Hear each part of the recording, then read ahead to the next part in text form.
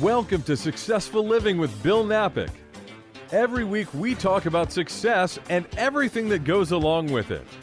You'll learn the principles of success, how to achieve success, and learn to overcome challenges that may be getting in the way of success in your life. You'll hear from Bill Napick, a radio personality and business development expert, along with insight from special guests. If you're ready to find your path to success or take the success you're enjoying to the next level, stay tuned. Successful Living with Bill Napick is on right now.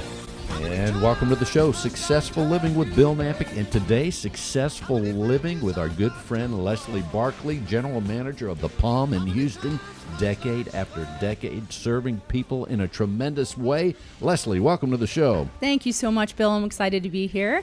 Well, and this is your restaurant. I'm excited to be at your restaurant today, as always. So here we are at the Palm. As I said, every year after year and decade, here in Houston, you have been serving tremendous food, tremendous hospitality, and it continues right here at the Palm in Houston, right on Westheimer. So let's tell people some of the things that they should think about right now in case they haven't been to the Palm for a while. Well, first of all, they should remember that we are the Palm, a family company. So we have been family and owned for 3 generations now. We're on our 4th generation, actually. And it's just a special place. We are focused always on being a part of people's story, just being a part of their lives. We love being a part of the lives of our guests and our staff as well. It's a family place. And as I've been here year after year, not just this Palm, but also other Palms, that's part of how you treat people as family, as they're your guests, here to have a great dinner and enjoy friends and a super atmosphere. But that family idea is so important, and that's how you treat the guest. That is absolutely right. It's we see generations go through the Palm. So there are folks that are coming in even this evening where they're on their 3rd generation of Palm family coming in. So we've got the grandchildren of our original guests coming in tonight, and that's exciting. We just love seeing folks grow up. And I can identify, as my son is now 34 years old, we had the wedding reception at the Palm in San Antonio for him, but also early on, he and I enjoyed some tremendous dinners and steaks, and he learned early on what fine dining is, and his introduction to that was at the Palm. Absolutely. The fun thing about fine dining at the Palm is, though, you have all of the trappings of fine dining, but the personality of whoever you are. So your server has to have their own personality. This isn't we're not training them to be someone they're not and just follow steps of service. They're following steps of service, but in their own personality. So we love matching guests with the people that they would love, and then the guests naturally do that as well. They have requests because they know certain personality matches theirs, and they know they're going to have a fun time if they're matched with that person, and that's what I love. And that's exactly right. And also, we'll tell people you will be a regular contributor on the show here, and periodically you will bring topics, and there's so many things that we can talk about, and we will as we go forward, but we can talk about food, we can talk about the managing people, we can talk about guest hospitality. But you brought a topic for us today. When we think about success on this show, I think you have some things that you're going to bring forth today that people, no matter what their profession is, they can use, but they can also get hungry as we talk about the Palm too. Fantastic. And talk about food. So let's tell people what you want to talk about today. What I want to talk about is something that's universal. It's not a restaurant topic. It's simply a management topic, and not even just from the standpoint of being a manager, but in your job and in your daily life, you absolutely have to be organized, and you have to understand that there are probably 20 hats you wear during a day, no matter what you do. And one of the things that I have found is that something as simple as a to-do list, whatever way you come up with managing a to-do list, is absolutely crucial. Several of my managers through the years that I've worked with have said, I'm just not a to-do person. I keep it all up here. That's false. I'm sorry. There's no one on earth that can genuinely keep everything that happens up there and be successful every single day. So, and I've found that as I allow people to find their own way of doing a to-do list, they manage better and more efficiently. It happens time and again. Some have it written down on a back of a piece of scrap paper, one piece of scrap paper that they keep in their lapel pocket every single day. Others, like myself, have a Word document. The first thing I do when I walk into the restaurant every day is open my Word document. I open it next to my emails. I flag all my emails. I go through those. And then I use my Word document as my organic, growing, living document of my day. The other thing I think is true for every industry, and what's important to remember, is there's never going to be a blank to-do There's list. always going to be the next one, and or we're adding onto our to-do list. A couple things that come to my mind when I think about a to-do list, because I do it all the time. I'm writing them down. If I have a moment where I'm waiting for something, I'm thinking, let me write down, and then that way it helps you plan. But also with the to-do list, one of the fun things of the to-do list is what? Crossing off Sure. when we've done something. Sure. Because now we're feeling, hey, we're making progress. But I want to submit one other thing for people that they may not think about, and that is I also have a not to-do list. Now that one I keep in my mind because it's important what we do to get our job done and to excel and to succeed, but it's also important what we don't do. That is absolutely true. It's funny, I have strange ways of prioritizing on my to-do list where I have the urgent things up top and then it kind of trickles down, but then maybe there's a return between two items because I know that I can do that later. And then maybe I highlight something because I know I need it done. But I think everybody out there has enjoyed writing something on the to-do list that they have already finished just for the feeling of crossing it off. But I think early in my management career, one of the first lessons I ever learned was that it's never going to go away, that you're never going to check everything off. Because I went in every day thinking, okay, today I'm going to clear that to-do list. But all you do every day is add more to it. And when I finally was able to communicate enough to my brain to make me realize that this is, like I said, it's a living document. It's organic and it is going to grow every day and then it's going to taper back and it's going to grow and taper back. But as long as I know walking in every day, listen, everything is not going to go as planned. I'm not going to finish everything on it, but I need to prioritize and do the most important things. The other part of this then, the second part of this that's specific to restaurant management would be that you continually need to be two people, at least during the day, no matter what. You need to be an operator, somebody that's operating the restaurant, and you need to be the hospitality point person. You need to be the one that drives everyone to feel and be the hospitable person that makes people feel like family every day. So the moment the guests start walking through the door, my operations brain goes to the back and my hospitality brain has to come forward, and I need to be focused on my people, and that includes my staff, my internal guest and my external guest. You know, some of the things that you're doing when you're managing a restaurant are plumbing, roof leaks. You need to understand a sprinkler system. You need to understand that, you know, your oven isn't working to temp and there's a reason why, and it's either in a very expensive fix or something simple. So you keep logs on how to fix certain things. So you're a handyman, and then the next minute you're a financial analyst. You're working on a declining budget and you're understanding that I know that we need coffee spoons, but what do we need even more? And I only have X number of dollars to spend this month on these things. So you're trying to prioritize how to physically put your restaurant together every single day. But that needs to go to the background.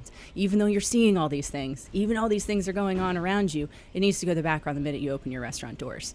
So finding the time to be these two people is key as well. It moves back and forth. So when there's a customer that walks in the door, you switch into that mode, and then everything else goes in the background. Or if there's a need that one of the associates have here, same thing. It goes back and forth. But when you were saying that, the idea of focus, that is so important. And when you said the thing about budgets, I think there are many people out there listening right now that realize that to run that successful business or to run a successful household, we have to have a budget. And when we spend, we figure, okay, that takes away from the budget. Or sometimes we have an expenditure that's a lot less than we thought, and then we're saying, oh boy, great, now I have some more room to breathe. So it is, like you said, a living document. It is always moving back and forth. So being successful, so many components come into play. How we work with people, how we adjust our focus, and balance. Just the word balance has so much to do with everything right here in this restaurant environment. And not only that, at this restaurant, the Palm, and the Palm, all the locations around the country, the Palm, people have higher expectations perhaps. So when they walk in, you really have to have that fine tune, and I've always enjoyed it when I've been here. Thank you, Bill. I'm glad. We always love when you're here. Well, thank you for that. They absolutely deserve to have higher expectations. It's a special place. It's not easy for everyone to come to the Palm on a regular basis. Not everyone can do that.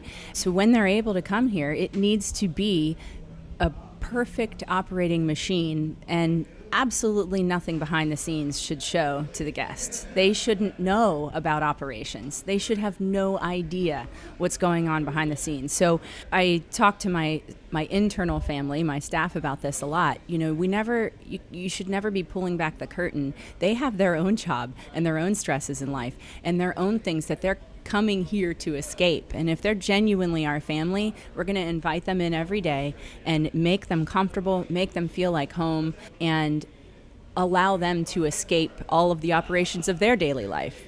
And that's actually incredibly gratifying, by the way. There's nothing better than knowing all these things are going on in the background, but being able to then spend time with the people that are sitting in your restaurant, knowing that they're escaping all the things that are going on in their background. At the end of the day, you've got to escape it too. I read notes from my guests. I just saw one this morning from one of my guests. It just said some wonderful things. They had a wonderful time the other night. And it was funny, when I was looking at the email, I thought, oh my goodness, no, I had a wonderful time the other night. You gave me a wonderful dinner experience, even though I wasn't sitting down and eating with you. But that's where you have to have these two running parts of yourself, where you stop and you enjoy these things with them. And that's why staying organized and all of that is so paramount. There's no one on earth that can tell me that organization just isn't my thing or something. You have to. In every job, you have to be able to be organized to function on all the levels you need to function on during your day. A couple things come to mind when you're talking about behind the scenes and creating the customer experience for those that walk in where they're concerned about having a great time and all that. It reminds me a little bit about, there are many businesses that operate like that and have that mindset because it is so important. And the one that comes to mind, I don't know if you're thinking the same one because you're nodding your head, but I'm talking about Disney World. Because they have, for year after year since its inception, they have such a mindfulness about what's behind the scenes and making sure everybody sees what they want the stage to be set like. You're exactly right. From the characters to the tunnels that the workers go in and then they pop out in different areas. But that's the same idea when we're in the restaurant business or any other service business. The other thing, when we think about service, you are in the service business in a gigantic way, as you're in the great food business, but it all works together. But when you say about the idea of where you had a good time providing the service and the recipients here that had dinner that night, that's when it's working, because as the manager, you have to have what it takes and the desire to want to enjoy providing that great service. As you're aware that everyone that's part of the team here, those are the people that are on your team, because there's something truly exciting when you provide something for someone, whether it's a gift, an experience, even a compliment. It feels as good to give it as it does to receive it. It sure does. I think we got something. I think you're so right. Easy to say sometimes. It is. And that's the other thing, too. You need to manage your own expectations as well as manage the restaurant, the people, the staff, and all of the operations.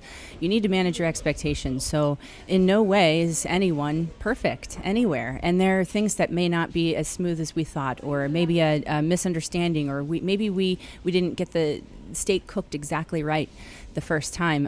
When those things do happen, the idea is you immediately have to just make it right.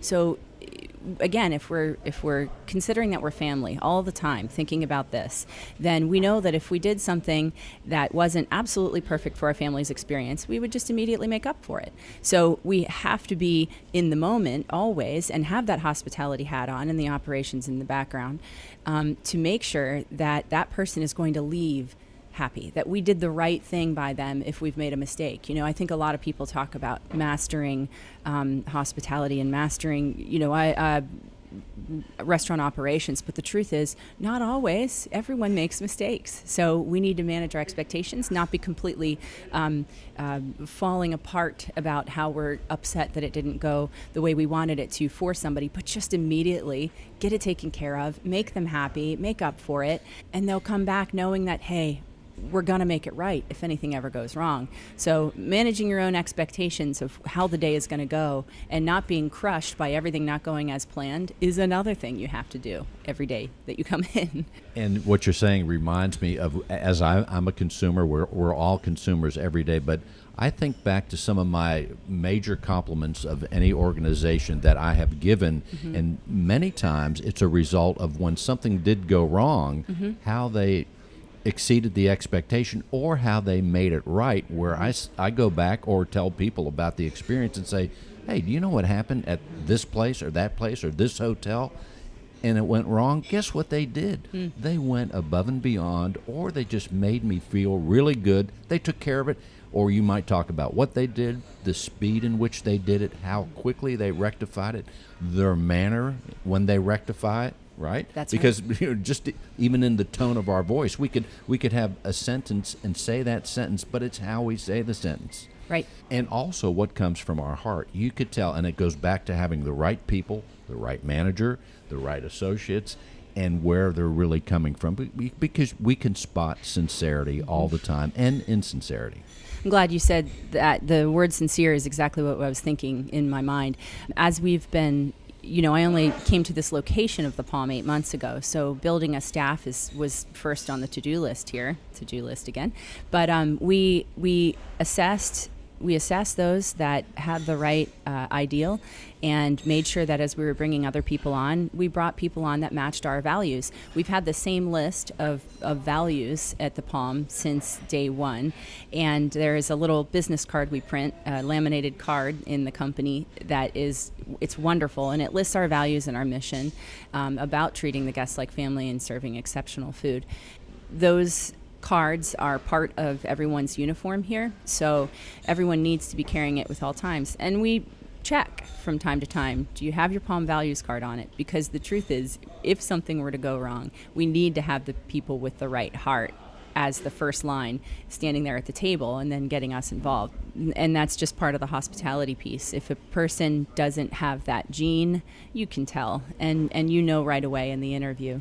They can be an all-star server on the operational side in their job, but that's not what's going to get the job done at the end of the day. They need to have the right heart. So that's our last interview talks about that. When I see your name and your fellow family members on staff see your name on the schedule, are they going to look at your name and say, oh, thank goodness Bill's here? That's what they need to say, and that's my line at the end of the interview. Is that what you're going to bring every day? Everyone's going to say, thank goodness Bill is here. That's what's important. And we have the ability to help people enjoy the experience, or if we don't have that right attitude, it goes the other way. When you're talking about that card, it reminds me, and you probably already know this, reminds me of a very famous hotel chain called the Ritz-Carlton. They too, their associates have, their ladies and gentlemen they call them, have a Credo card. It's called the Ritz Credo, I believe, and they have principles. So let's tell people, Leslie, what are some of the other things that you'd like them to know about maybe what's going on right now at the Palm? Because when I sit here with you, I always get hungry, because this is a place that just has tremendous hospitality, people with the right mindset, as we're talking about, but also some killer food. It is delicious. I'm getting hungry just sitting here. Fantastic. Thank you. I'm glad. So we have just this month brought a fuller menu back to the Palm. So we had a lighter menu through the spring and summer months, and we brought back a lot of our Italian specialties. So, the weather today is awful, Bill. It's awful. It's too cold for this girl. But anyway, we brought back some of those meals that make us feel warm and wonderful. Our veal, all of our veal dishes, veal marsala and veal parm. And then we brought back some of our larger steaks, our double cut New York and such. So we've got some really filling steaks on the menu. We also just added this month a grass-fed filet, and it is unbelievable. This is such a good cut, and grass-fed is not something that we have ever had on our menu before. So we're excited about that. We've also brought back our lobster mac and cheese. That's a fall dish right there. And we have a fall menu coming up starting this evening, actually. It has a putter steak on it. It has a really nice roasted cauliflower. It has, for dessert, a pumpkin creme brulee. So everyone loves the word pumpkin. But we're excited about having our fuller menu back. And we could talk about each one of those dishes, but I do want to also touch upon the lobster mac and cheese. Mm-hmm. The What lobster about lobster mac and cheese is decadent. It's filling on its own, but it is all of our amazing cheeses. We have such fantastic and good fresh cheeses here. And then our fresh Nova Scotia lobster is chopped up and put in just a classic mac and cheese. And then it is baked at the end to get the top real nice and dark cheese on the top. And it's just bubbling when it comes out. And you can share it if you want, but I have a hard time sharing. It's unbelievably good. Well, Leslie, people are out there listening. I hope they got some great ideas from us as we talked about the mindset of success here and wearing several hats all at once, because I bet everybody out there listening, if not 95%, have that. We all have to wear many hats in our business, and what we've described and what you've described today, I think, fits with a lot of people. But also, let's tell people how they can reach out to you, make the reservation, because I know they'll want to be here for lunch. Your lunches are tremendous. The dinners, we have such a great time ahead of us here in October, November, December. So let's tell people, how should they reach out? Well, they can use OpenTable to make a reservation at any time. They can call us, the restaurant, at 713-977-2544. Or what's fun is going to our website, www.thepalm.com. You can go straight to /Houston if you'd like. Read about our history. That's the thing I would say. Read about the history, read about the family, and then we list at every location. If you've got time you're trying to avoid your to-do list, read through some of the history of our employees throughout all the Palm restaurants. Many have been here for decades. So it's a really fun place. The website itself is actually really readable. It's fun. And like many organizations, it starts with family. A couple family members get together. In this case, how many years has it been when the Palm first came on the scene? 92 years, 1926 on 2nd years. Avenue in New York City. So there it was, right in New York City, to Friends from Parma, Italy. Parma, Italy. Yep. I've never been there. I'll have to go there. But in the meantime, if you can't go to Parma, Italy, come right here to the Palm on Westheimer. And what's the address, Leslie? 6100 Westheimer. And the phone number one more time? 713-977-2544. And I bet if they say hello to Leslie Barkley when they come in, you'll even smile, have a bigger smile. I will. If you say hi to me personally, it makes my day. But don't worry, I'll probably get to you first. There you go, ladies and gentlemen. We are here, Successful Living with Bill Nampick, and today, Leslie Barkley. We're sitting right here at the Palm, so you could tune into the YouTube video. Certainly you may be listening on the radio, but go to the YouTube channel, Bill Nampick Radio Shows, and you could see us sitting here, and we're talking, having a great time, and Leslie's to-do list, I think, is right by her seat. Sure is. But anyway, thank you so much, Leslie. Thank you so much, Bill. I appreciated it. And thank you all for listening.